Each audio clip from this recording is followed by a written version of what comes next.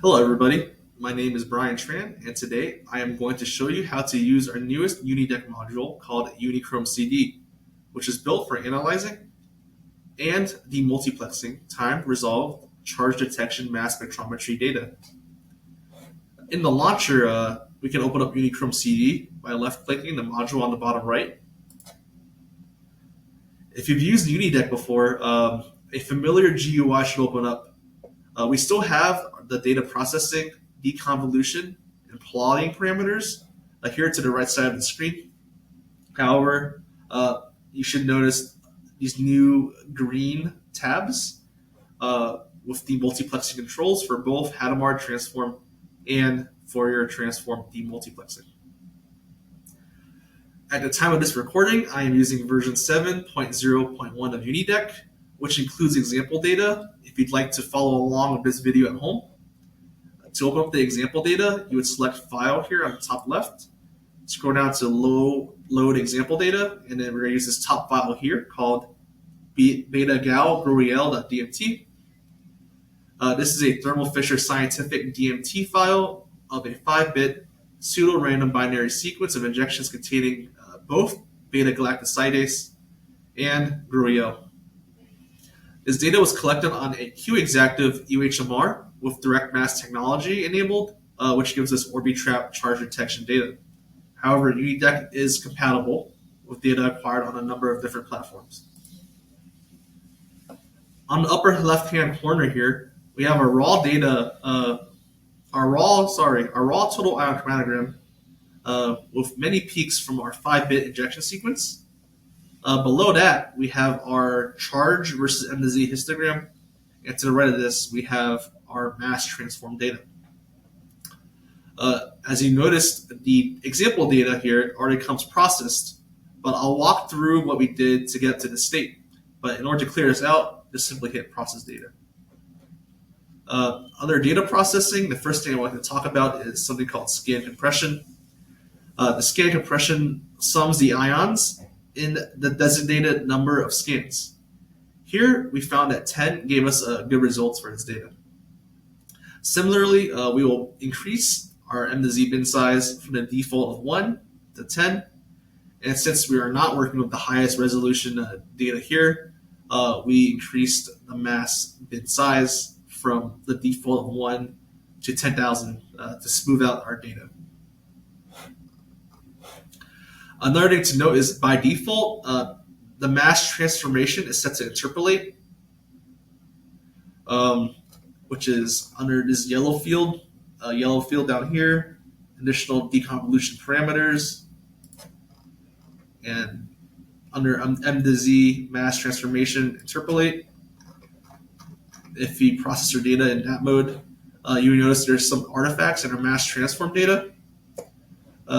If you notice that with your data, just go down to the additional deconvolution parameters, expand that tab, and select integrate under M to Z to mass transformation, and it should smooth out our mass distribution. This example data is a mixture of beta-galactosidase and GroEL, so we expect two major peaks in our data.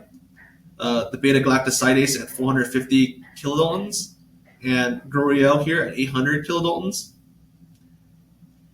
But so far, everything I've demonstrated can be done in the standard CDMS data processing module, UniDeck CD. Here in UniChromCD, we have additional demultiplexing options for our time-resolved data. So in this example, as I've stated, this is a 5-bit Hadamard sequence of ones and zeros, ones being injections with 16 total injections for this data. But the first thing you want to do when working up your data here is to make sure the demultiplexing parameters are set correctly. So in your raw data file, you always want to double check that the analysis time and the total number of scans is set correctly.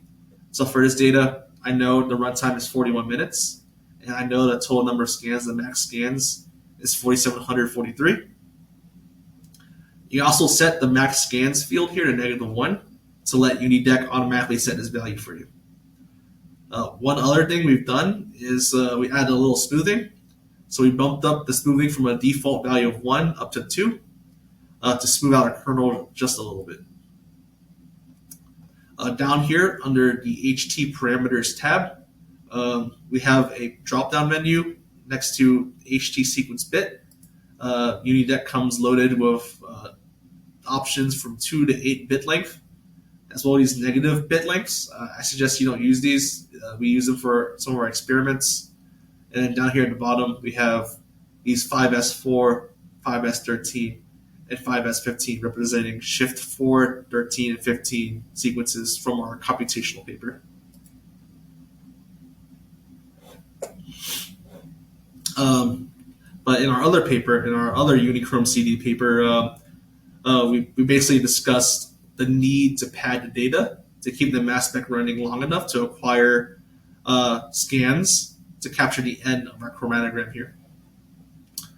You can actually designate the bit length and number of zero pads in the file name of your data, and UniDeck should be able to auto-populate these fields correctly. Here for this data, we had 10 zero pads, but make sure this is correctly set for your data, or if you're following along, the time padding here is set to 10.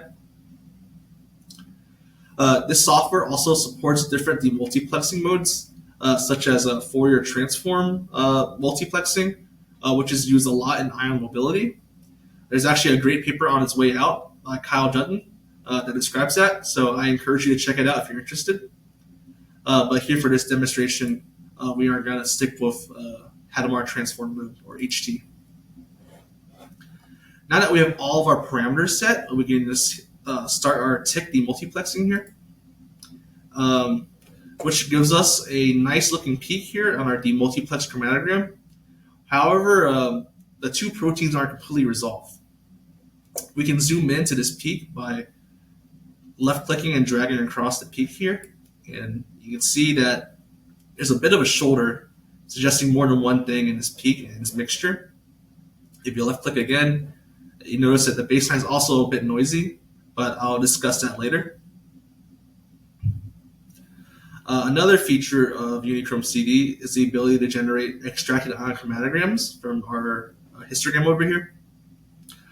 There's two ways to generate histograms. You can left click and drag a box around our area of interest to zoom in, and right click to select that area. The other feature we can do is something called swoop selection. This can be done by holding down shift and then left clicking the center of our cluster here, and then dragging, and you can form this curved swoop selection. This is very useful for crowded spectra where this rectangular selection would cause dramatic overlap with other proteins. So now that we've done the selections, you would notice that we form extracted ion chromatograms in both our raw tick and our demultiplexed tick up here. In our demultiplexed tick, you can actually see a little bit of separation between the beta-galactosidase and the GroEL.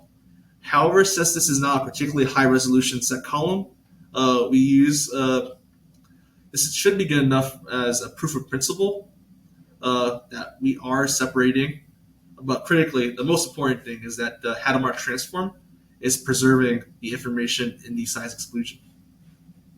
And of course, in size exclusion, the larger protein comes out first. So here, this darker blue trace, we can see the GroEL eluting just before the light blue trace, this beta-galactosidase. Down here, we have a table of our extracted chromatograms.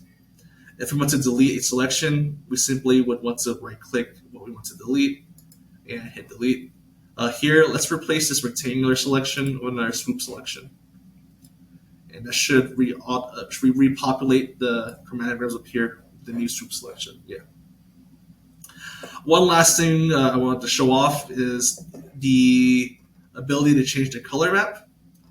So if you go down here into the red tabs, under additional plotting parameters, you can choose the peak color map here from this drop-down menu. By default, it's set the rainbow, but there's a number of different options for you to choose to your heart's content. But so far, this is mostly what you need to do to work up your time-resolved CDMS data. However, a common problem using the Hadamard transform multiplexing are these baseline artifacts caused by the difference in the height in some of these peaks, as well as the peaks not being perfectly symmetrical, which results in this baseline noise in our demultiplexed chromatograms. So here in the UniChromCD, we built in a demultiplex mode to deal with this called MHT,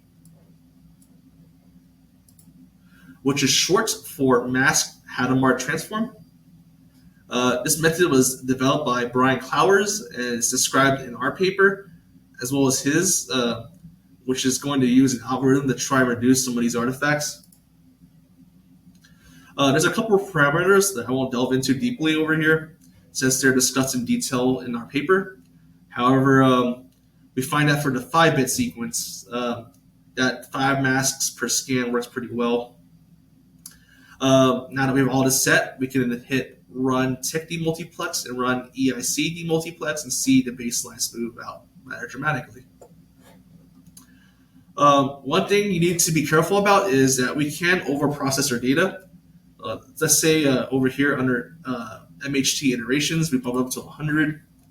If we run the demultiplexing again, we see that we actually chip into the edges, the sides of our peak, overprocessing it, affecting our actual data. Rule of thumb is we want to keep the lowest number of iterations we can to smooth out our baseline without actually affecting our data, our peaks. So we're going to put this back to 10, and we run the demultiplexing. My bad. Finally, there's some other features here, such as here for the demultiplexing mode, the Fourier transform, as well as absorption Fourier transform multiplexing modes.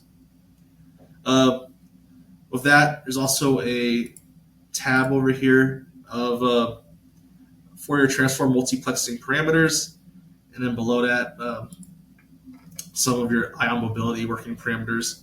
We can actually convert your EICs to collisional cross sections here. But with that, let's wrap it up here. There's a lot more to this module, but if you have any questions or requests for future tutorials or clarifications, please feel free to email the Marty Lab. We can make more videos as well as answer your questions as best as we can. We want this to be available and easy to use for everybody. UniDeck and UniChromCD should be accessible to a variety of different data types, including data from home-built instruments. If you have any data that you want to send to us or want to try yourself, please feel free. There's a lot of details on that in our papers. But yeah, thanks for watching, and good luck in your multiplexed chromatography endeavors. Peace.